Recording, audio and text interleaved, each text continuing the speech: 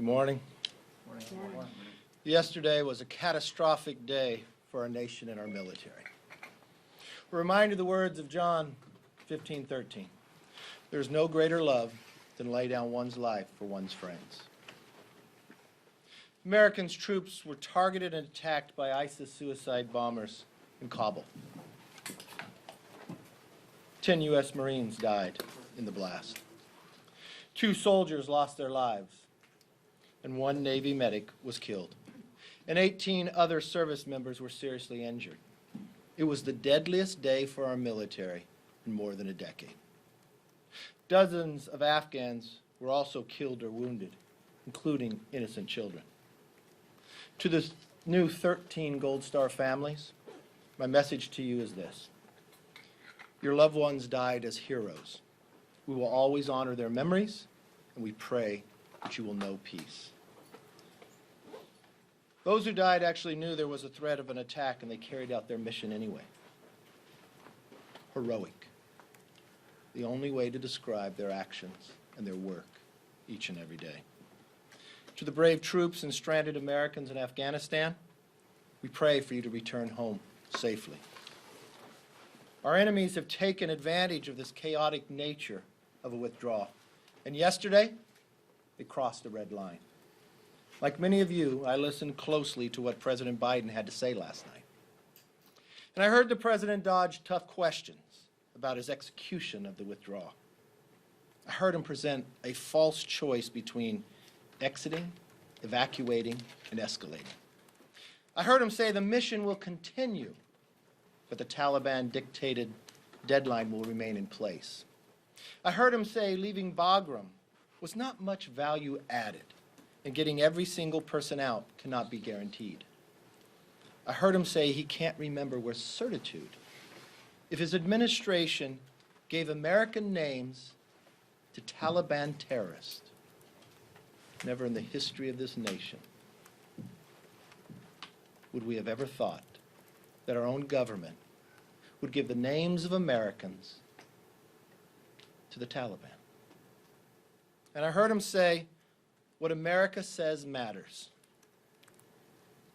As he gets ready to break our word to our allies and Afghan partners who fought alongside us for more than 20 years, what I didn't hear from the President was his decisive leadership for our troops, our citizens, and our allies of what they deserve. Frankly, this isn't the tested leadership the President promised. It's a picture of weakness and incompetence. To be commander-in-chief, you need the faith, the trust, and the confidence of the American public. President Biden lost all 3 of those yesterday. Congress can't sit idle as a separate branch of government while troops are targeted and Americans remain stranded. It's time for us to act quickly to save lives.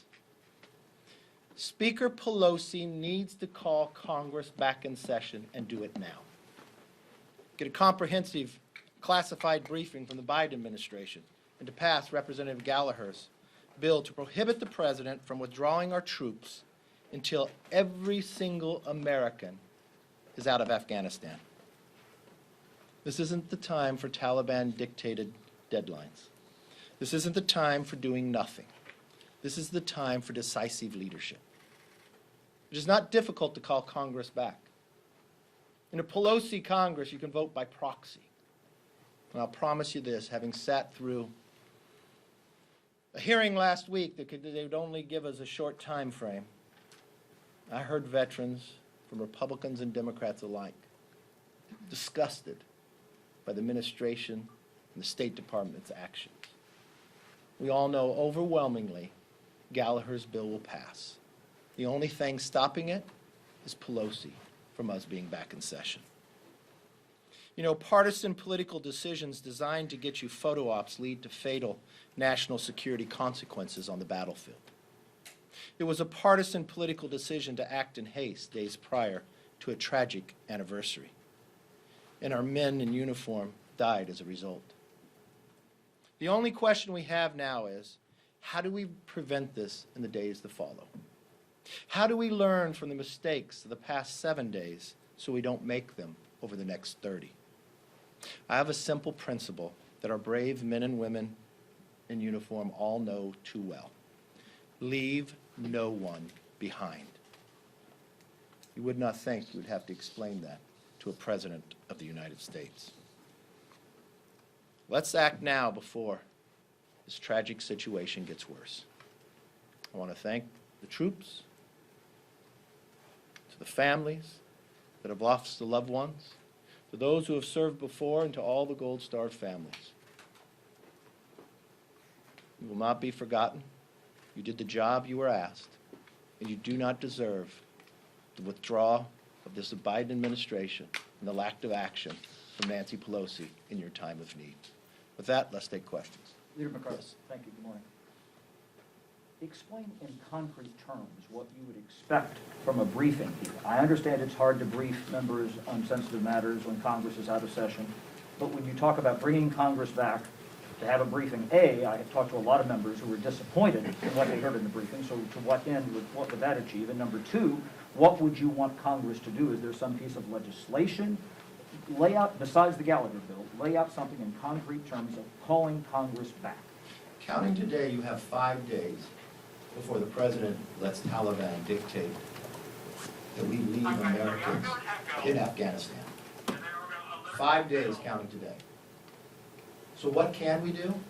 We've watched the last briefings that we had. The first briefing we had over a phone where they cut people off after a few questions.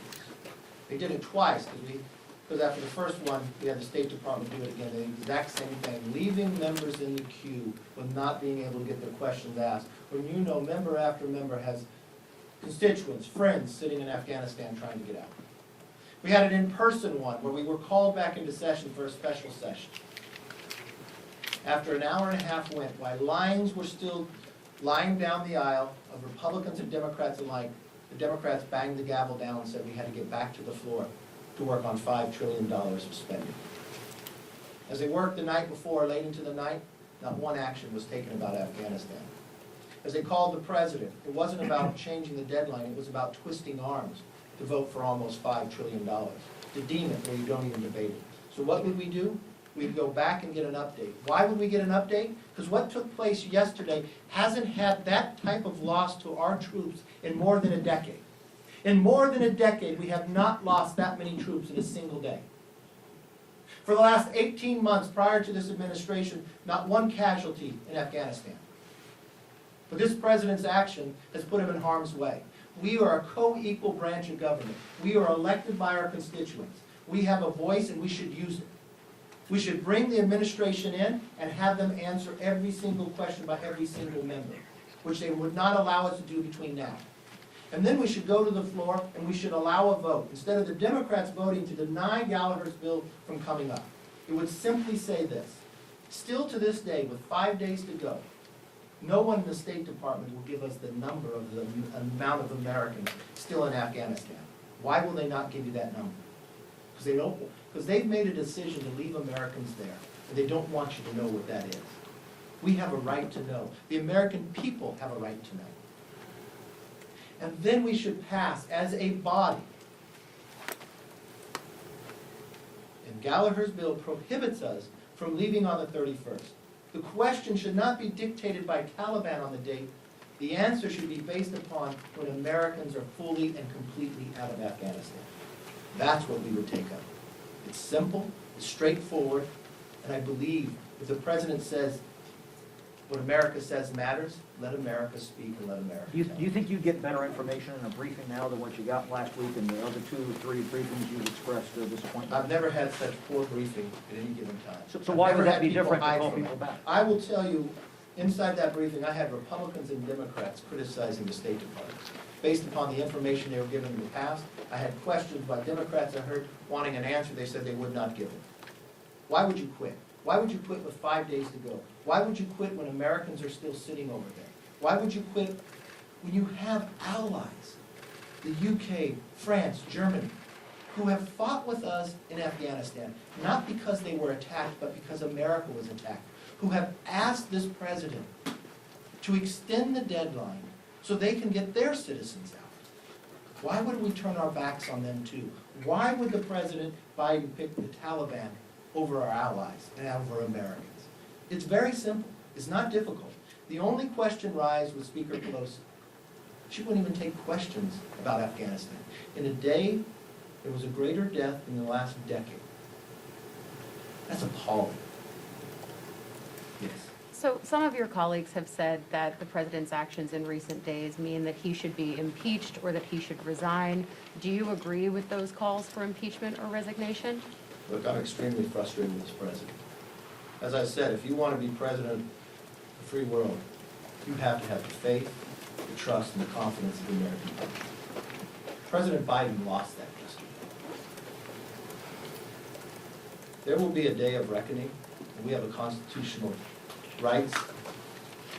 Right now, in the next 5 days, everyone's responsibility should only be focused on getting the Americans out. That is what we should focus on. When that day passes, we can take up anything that hold accountable for the actions that have been taken, the lies that have been given, the missed decisions that have put Americans in harm's way, and the decision to leave Americans behind. That choice and that answer should never be given as a president of the United States. So I just want to be So- clear that Leader Yes. McCarthy, thank you. You and others this morning have been criticizing these reports and the president confirming last night that the U.S. gave the Taliban information. If the U.S. was trying to get Americans through Taliban checkpoints, how else were they supposed to do that without giving the Taliban information about people who needed to get through those checkpoints? What other option did the U.S. military have? You know what's interesting? Here's an administration that said they do not trust the Taliban. They turn around and say they depend on them. Why would we ever depend on the Taliban? Why wouldn't we kept Bagram to start out with? Why wouldn't we, if we ended up in that air base, why wouldn't we have pushed it back out? Created enough military troops to create safe passage. Why would you negotiate with the Taliban? There are reports now, I read yesterday, that don't know if it's true or not, that we were sharing intel information since April with them. These are all questions that need to be answered. That's why on a call last night, we have 3 committees: Foreign Affairs, HASC, and Intel. What Adam Schiff has done for the last 3.5 years has failed as a chairman, has failed this nation of what he should have been looking at. Devin Nunes was looking into this, and these are questions we should have answered. This is a report that came out. Let's find exactly. The president couldn't answer the question with certitude. Well, he But said, at no given time should we provide to our enemy, to a terrorist organization, these are American names, we want to come into the airport. Why, when we're having other nations, our allies, going out and picking up their citizens, why wouldn't we have created a situation of safe passage? Why would the President of the United States go on television and tell all the Americans there it's safe to go to the airport if he knew that he gave the names, and then we found out 30 minutes later it was not safe, that people were being beaten? Who did they know to beat? How did they know to beat? These are questions and accountability that needs to get answered. So as we work for the next 5 days to get everybody out, and I hope that we could extend that deadline, so once we get everybody out, then we should start the very next day on the questions and the answers to hold those rightfully accountable for their misactions.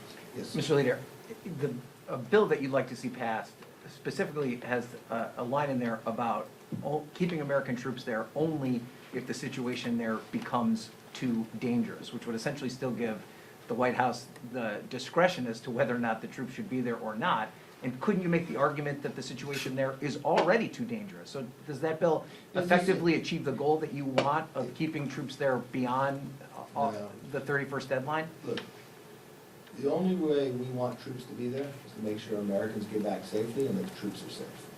The number of troops that you bring to bring safety, prior to the Biden administration, you only had 2,500 troops there. You had Bagram Air Force Base. You had 18 months and not one casualty. He actually has more troops on the ground today, and he has the most casualties that's happened in the last decade. Instead of allowing the State Department to run this, I'd allow the military to run it. What does it take to get them out safely, and what does it take to do it with American men and women and not the Taliban? Do you think that There's no other answer that could be. do you think that means two questions, if you don't Yeah. mind. Just to clear this up, because on whatever day you did your press conference this week, you said you believed the U.S. should have a permanent force in Afghanistan. When I asked you that, you no longer. I would have checked and maintained the Bagram Air Force Base. Okay. Why? Because the proximity to the region it is in, from Russia, from China, from Pakistan, the ability when the president tells me to look over the horizon. How can you look over the horizon if you don't have the opportunity? I believe we could have maintained it safely. We've just gone 18 months with no casualties, that we could have maintained 2 runways. It's only 30 nautical miles from Kabul. And I think it gave us an opportunity for in the future to maintain peace and others. And Yes. one more question. You said he shouldn't be negotiating with the Taliban. Trump did that too, to be clear. So I mean, was it wrong when And he Trump did that? also had conditions, and he upheld the conditions. Trump never gave the names of Americans to the Taliban. Trump's never left Black Hawk helicopters more than Australia has. Should we have no relations with the Taliban from here on out? Well, let me be very clear. I would not allow the Taliban to dictate the date that Americans leave. That America leaves and leaves Americans behind and allies behind because the Taliban tells you to leave. At no given time should a president of the United States ever allow that. But this president did. And I don't believe any other president would, Republican or Democrat, outside of Joe Biden. Yes, sir. Given that military experts, some have said that the perimeter around the airport needs to be extended, then would you be in favor of, if the military said we need more people on the ground there, to having more military on the ground there? If the military says it makes them safer, yes, I would. You want to be able to go in with enough troops and enough supplies that they are safe. You have C-17s coming in, you can bring the MRAP and others to make sure you can go out, bring Americans back in without relying upon the Taliban, and get out in a faster process than what they're doing and with less casualties. That's what they should have done from the beginning. Look, I don't think people are arguing about whether we should have left or not in Afghanistan. It's how. And I don't believe anybody in this country believes that this president has done it right. He has failed time and again. Thank you. Are we going back to war, Leader McCarthy?